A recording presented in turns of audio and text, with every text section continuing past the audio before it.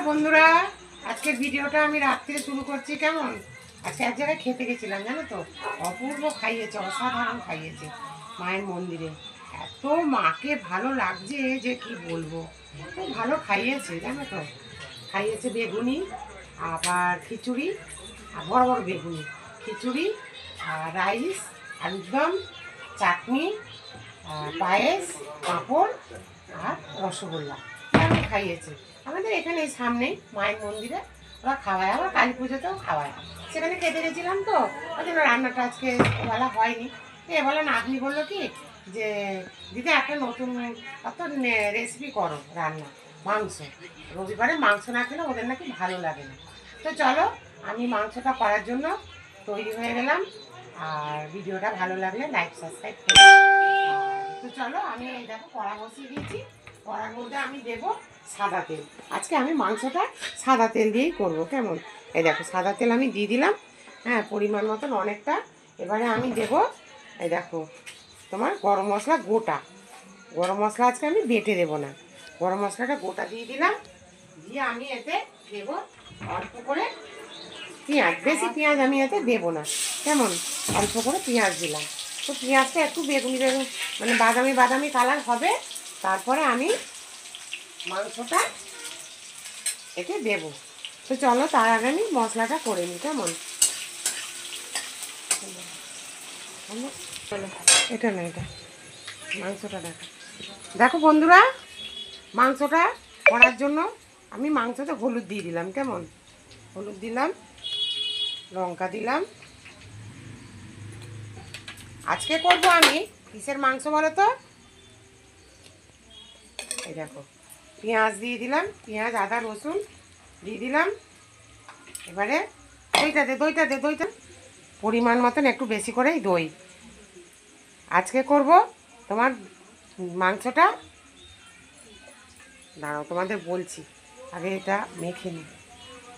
আর দিয়ে দিলাম এক বাটি ডাল, কেমন সেদ্ধ করা ডাল, ভালো করে মেখে নেবো। কী বলে ডাল মাখানি পেঁয়াজি মাংস।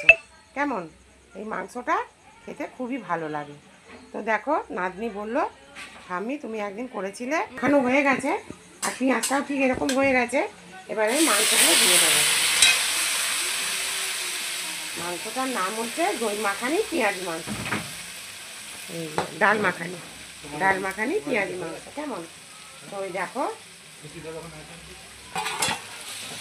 এবারে এটাকে ভালো করে আমি নাড়াচাড়া দেব। তো বন্ধুরা মাংসটা আমার ফুটে এসেছে, এতে আমি এবার দেব নুন দিয়ে দেব,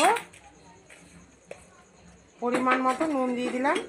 এটুকুই থাক, পরে যদি আবার লাগে দেব, কারণ এই নুনটা না এত চড়া, খুব অল্প লাগে। তো চলো আমার ডাল মাখানি তোমার পেঁয়াজি চিকেন কেমন হচ্ছে তোমরা বলো, আর পারলে লাইক সাবস্ক্রাইব করো। আর এতে আমি আলু দেব না, কারণ কি এটা আলু দিলে আর এই মাংসর মানে টেস্টিটা তোমরা পাবে না। এর জন্য এটা আমি আলু ছাড়াই চিকেনটা রান্না করব। তো চলো এটা চাপা দিয়ে দিই। কেমন দেখো কালারটা কত সুন্দর হয়েছে, আর কি সুন্দর একটা গন্ধ ছেড়েছে। তো চলো চাপা দিয়ে দিই, এটা আস্তে আস্তে হতে থাকে। আমার ডাল মাখানি পেঁয়াজি মাংসটা কেমন হয়েছে দেখো, এই দেখো কত সুন্দর একটা কালার হয়েছে, আর কত তেল বেরিয়েছে দেখো, পুরো তেল বেরিয়েছে। এবার আমার মাংসটা পুরো কষানো হয়ে গেছে।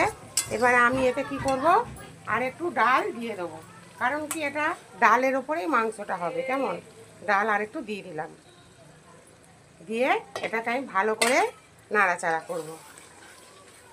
এটা আর একটু ফুটে গেলে আমার মাংসটা তৈরি। চিকেনটা কেমন হয়েছে দেখো, অসাধারণ। দেখো না নাতনিরা এই দেখো খেয়ে বাটিতে করে খেয়ে হাড়গুলোকেও চিবিয়ে রাখেনি কিছু, এত ভালো হয়েছে যে দিদা অসাধারণ হয়েছে মাংসটা। কালারটাও খুব সুন্দর হয়েছে, আর পুরো গেবি কষা কষা। কাউকে যদি আমি দিই কেউ বলবে না যে এটা ডাল দিয়ে করা হয়েছে, বলবে কি এত ভালো হয়েছে, কি করে রান্না করেছে। তো চলো আমার ভিডিওটা আমি এখানেই শেষ করছি।